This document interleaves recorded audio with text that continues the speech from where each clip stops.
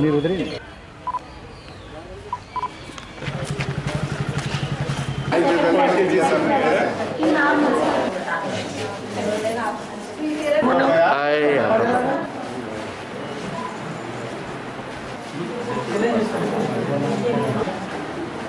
Madam గారు మీరు లోపల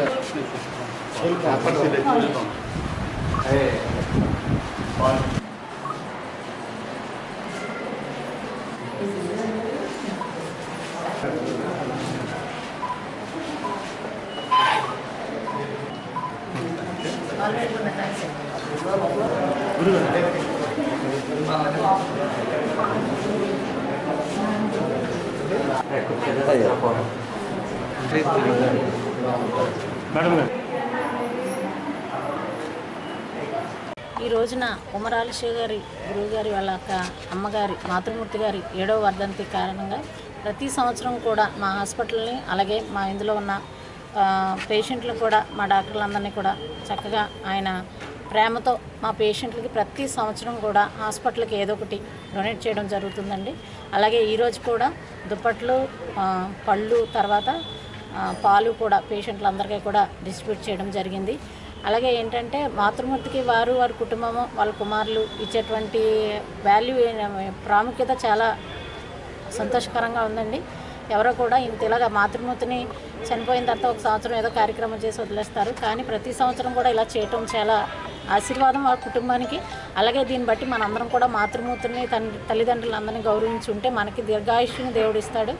మా హాస్పిటల్ని ప్రేమించి ప్రతి సంవత్సరం ఇలా ఇస్తున్నందుకు ఉమరాలిష వాళ్ళ బ్రదర్స్ అందరికీ కూడా థ్యాంక్ యూ చెప్తున్నాను.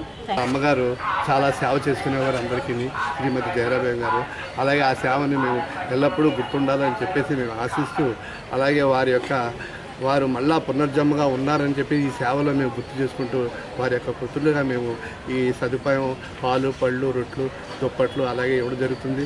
మా అమ్మగారు ఉన్న కాలంలో పెళ్లి కూతుళ్లకు అలాగే పేదలకు దుప్పట్లు, అలాగే పెళ్లి కూతుళ్లకు పెళ్లికి సంబంధించిన సదుపాయాలు అన్నీ కలిగించేవారు. వారు చాలా సేవ చేసుకునే మాతృమూర్తి వారు. అటువంటి మాతృమూర్తి మేము తలుచుకోవడం చాలా అదృష్టవంతులు. మేము మాతృదేవోభవ అన్నారు. మాతృదేవోభవ అంటే మనకి ఒక జన్మ ఇచ్చిన మాతృమూర్తి కాబట్టి ఆ మాతృమూర్తిని ఎల్లప్పుడూ మనం గుర్తుపెట్టుకోవాలి. తల్లిదండ్రులు 2 కళ్ళు లాంటి వాళ్ళు. ఆ 2 కళ్ళు బాగుంటేనే మన జన్మ బాగుంటుంది. మన జన్మ బాగుంటే మనం ఈ ప్రకృతిలో మేము నిలబడడానికి స్థానం కలిగి ఉంటాం. అలాగని చెప్పేసి మన తల్లిదండ్రులు ఎప్పుడు దూరం చేసుకోకూడదు. తల్లిదండ్రులు ఎప్పుడు సంతోషంగా ఆనందంగా చూసినతో, జాగ్రత్తగా చూసినతో వాళ్ళ యొక్క ఆశీస్సులే మనకి దీవెనగా మరి మన యొక్క జీవితం మంచిగా సాగుతుందని చెప్పేసి నేను కోరుకుంటూ, మా తల్లిగారు 7వ వర్ధంతి దినోత్సవం సందర్భంగా ఈ రోజున ప్రభుత్వ గవర్నమెంట్ హాస్పిటల్లో రొట్టి, పాలు, పళ్ళు, దుప్పట్లు పంచడం జరిగింది. ఈ సందర్భంగా మన చేతిని నిరుపేదైనటువంటి అనారోగ్యంతో ఉన్నటువంటి వారికి, అదేవిధంగా గవర్నమెంట్ హాస్పిటల్లో వైద్యానికి వచ్చినటువంటి వారికి వారి పుట్టినరోజుల్లోనూ మరియు వారి యొక్క పవిత్రమైనటువంటి కాలాల్లో ఇక్కడ మనం చేయూతనిచ్చి వారికి సహకరించినట్లయితే ఇక్కడ ఉన్నటువంటి పేషెంట్లకి మనం భగవంతుడికి సేవ చేసుకున్నట్లు అవుతుంది.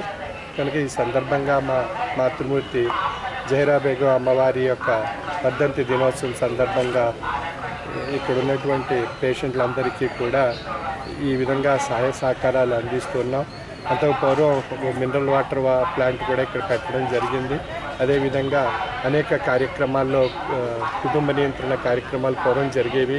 వాటికి కూడా చేయూతనిచ్చి సహకరించి అనేక విధాలుగా తోడ్పడేవాళ్ళం. ఈ విధంగా మా వంతు సహకారాన్ని ఈ ప్రభుత్వ ఆసుపత్రికి అందజేస్తున్నాం. అదేవిధంగా ఈ స్ఫూర్తిని తీసుకుని మిగతా వారు కూడా ప్రతి ఒక్కరూ వారి యొక్క చేయూతన ఇస్తున్నట్లయితే ఈ ప్రభుత్వ ఆసుపత్రుల్లో ఎన్నో అవాంతరాలని, ఎన్నో రకాలైనటువంటి సమస్యలను పరిష్కరించుకోవచ్చు.